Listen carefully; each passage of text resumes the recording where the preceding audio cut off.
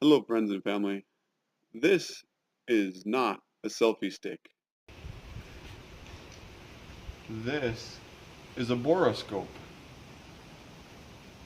I did a compression check on this engine and one of the cylinders had lower compression and that warrants further inspection. So I'm going to take you on a tour inside this cylinder. Here we go. Down the spark plug hole.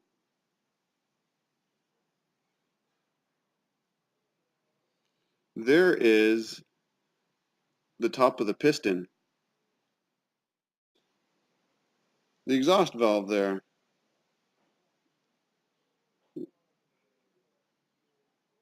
So the exhaust valve there has an even pattern on it.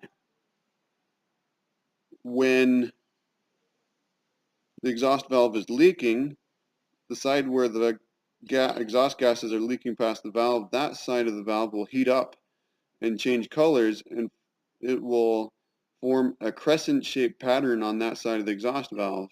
And when it starts getting really bad, the exhaust valve will start turning green. And there's the bottom spark plug. We currently have the boroscope stuck through the top spark plug hole. There's the intake valve. Again. And back out the spark plug hole.